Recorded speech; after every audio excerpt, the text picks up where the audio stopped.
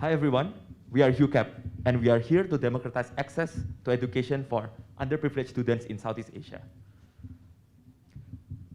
Have you ever imagined what it would feel like if you are born in lower income families? More than half of the eligible population in Southeast Asia do not enroll in tertiary education. In the other hand, the internet economy is continuing to grow and is forecasted to have tripled by the end of 2025, and there will be 1.2 million tech talent gaps in 2030. Currently, bootcamps offer practical and in-demand skills and shorter duration of study with lower total cost of study. However, these educational platforms remain unreachable to some demographics, especially the underprivileged students. Introducing huCap, we partner with top tech bootcamps to provide students with income sharing agreement financing option and make sure that these students have access to quality education. First, students will just need to sign up with any of our partner bootcamps. Next, they start learning without paying, by paying nothing, and also they should, later on, they just need to graduate and share a percentage of their income for a fixed duration of study. We make sure that our business model is transparent, simple, and attractive to both bootcamps and the students. Our first target market will be Singapore, where we have opportunities to impact the society. Through our consultations with industry experts, we realized that more than 40,000 of people in the productive category still earn less than $1,000 per month. Around 50% of them, of children from families with per capita income of $450 show delays in functioning skills.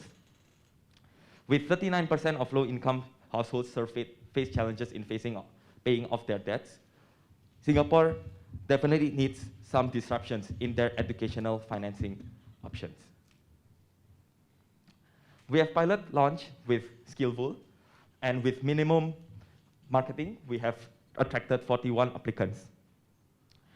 We have also garnered interest from Binar Academy, Naomic, and also Le Wagon.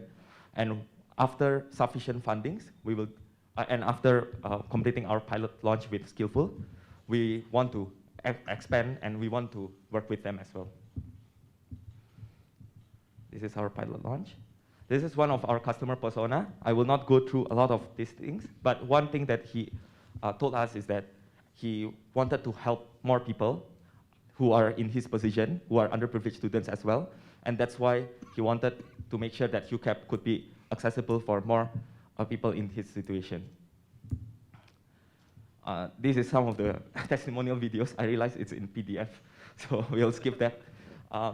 This is our pilot launch with 2 students funded, and with YSE grant, we are going to fund 5 more Singaporean students in the upcoming year, and also we are planning to raise our pre-seed this year, which will allow us to aggressively scale up and expand to Southeast Asia.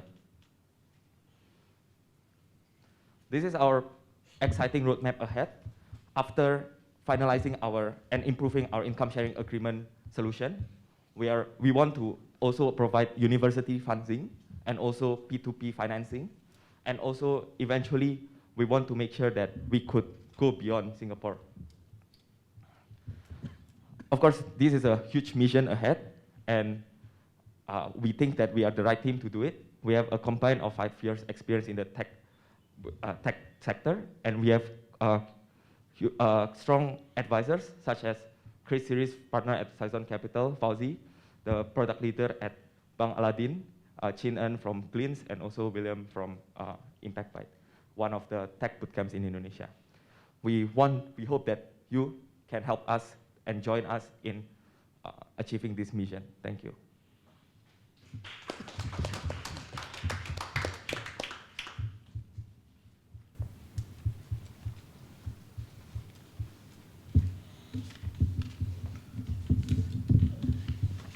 Yeah, so I think this is really interesting, essentially going into the ad fintech space and more of an enabler of other platforms rather than a platform on your own. And I'm sure you've done all your research, but I'm very curious to know, one, who will be bankrolling your, because there's a cash flow differential, right? You sort of fund the students now and get money 3 years from now. One, who are your banking partners, if you have thought about those things? And two, it seems your target market is also beyond Singapore. And just curious to know like what your funding specifically from YAC will be used for. Right, right. Okay, sounds good. Thank you so much, Mr. Hafiz, sorry.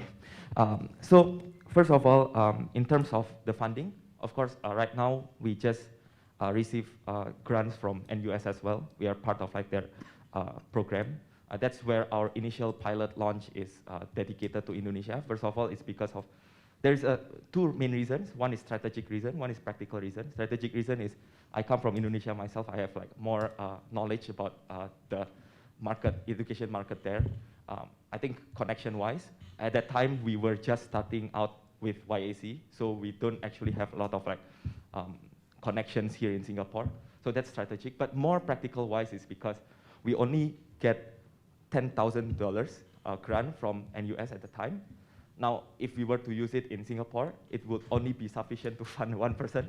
And as of right now, what we want to do is that we want to kind of like validate more people as of to understand how to employability, how to eventually score them. So we don't use credit scoring per se. We are trying to use employability scoring, where we are going to try to predict their potentials in the future instead of like using their credit scoring. So that's why like we are quite different with how banks run, where the loans will be like credit scoring. Now, going to your, sorry, that answers the second question. I think the first question would be how we are going to get our fundings. So yes, this is a very capital intensive like business model. So at first, we are trying to get as much as possible like grants, especially from YC, which we will eventually like use for like Singaporean students and like in Singaporean bootcamps.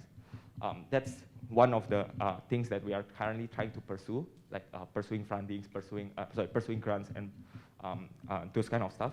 Another side of things is that we are starting to talk with like angel investors and also starting to talk with venture capitals, will eventually help us to fund our pre-seed.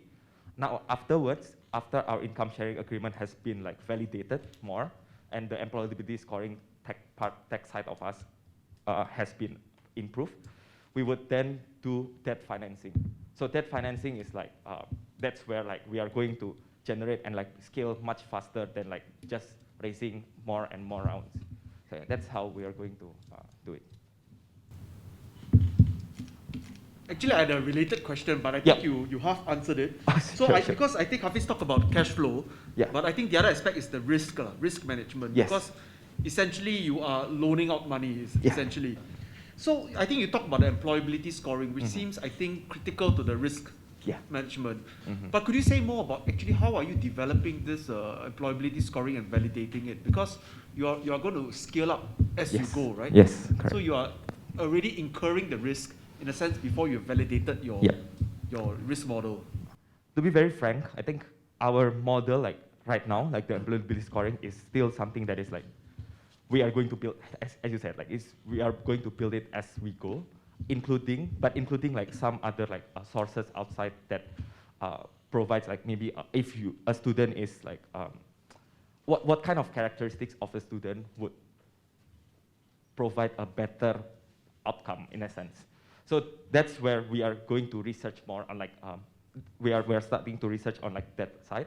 But of course, the manual side right now is that we have tests, like which is coding test, and also we are also having like a behavioral scoring. So as you said, as you see, like we have 41 applicants, but we only decided to like pay for 2 students first. That's not because we cannot pay for more. Actually, we can, but that's our risk.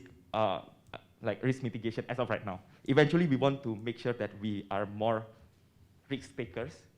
But yeah, right now we are starting out with a very risk-averse approach. Quick one from me. How are you assessing for underprivileged, given that that is a part of the pitch that you're putting forward? Yes. This is also a good, like, good case study that we have, is that when people actually like sign up, not everyone is actually underprivileged students. So one of the students, we could have funded them, and most probably we could have got the money back much easier. But we decided not to fund him. We decided to be so transparent upfront though. So when we are interviewing, we could see that this person actually has money, like has families who back him up. And we decided to just let him know that what we are doing right now is we are trying to make sure that we could upskill the underprivileged students. And because of that, right after the interview, he also came up to us and say, yeah, I think the money is better used for something else. So in a sense, huCap is built because, to be honest, we all believe that the goodness in humans, not only in terms of risk, in terms of that being transparent, and also the non-underprivileged finally decided to give it the chance for the underprivileged, but also the underprivileged students eventually would want to share their income so that they could empower more underprivileged students. That's where we believe that humans are essentially able to do good, and that's why we just basically be very transparent on sorry, you are not so underprivileged. Can you just give it to others? And they finally, he really just told me afterwards. So, Sorry, quick follow-up. I understand that, but that's a very good qualitative example. Yep. But quantitatively, what is your benchmark? How are you assessing Right. underprivileged? Sorry. Okay, I think that's a good one. I think we are currently partnering with both financial and Very Hubs to verify their, not only to verify their, if they're alive, if they're a real person, but also to verify their income, in terms of utilities, and also in terms of water. But again, quantitatively, we know that people tend to want to say that they are underprivileged, maybe for some reason, just to gain some interest, and that's why the qualitative part would be the more robust one, where we tend to just be upfront and be frank of what our mission is, and as people believe in it, they will eventually say that they are also not so underprivileged. One comment from me is that you're putting a lot of risk also and trust to a lot of these boot camps and reliance that they will not only take underprivileged a bunch of students, but they students who are eventually will be employable later on post boot camp, right? But boot camps ultimately are not magic pills. Yep.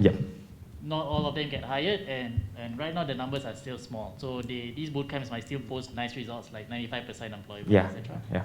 As they go 10x, that's going to go down. That's going to go down, and there's more risk to the business. So I how are you agree. going to generally mitigate for that? This is our first roadmap is tech, because to be frank, we are nearly all of us are in the tech sector. But eventually, what we want to achieve is not to just stop in boot camps.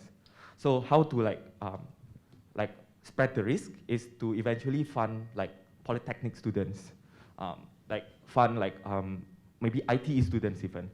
So these people have maybe a different stream, not only to tech, but also maybe to healthcare, maybe to even become a teacher, eventually an education or some sort. So we eventually want to mitigate the risk in the sense that we are going to spread it. But one thing, yes, bootcamp might not be the easy fix, but we believe that as of right now, that's the best course of action for us.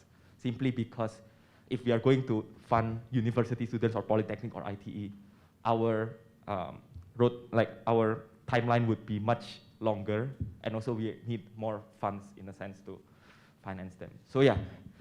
Yes, I agree, but in some way, this is one step ahead to provide the financing for underprivileged students. Okay, any last comments from the judges? Any questions? If not, thank you, huCap and team. Thank you, judges. Round of applause. Next up, we have our leanest team, one-man army from Talent Link.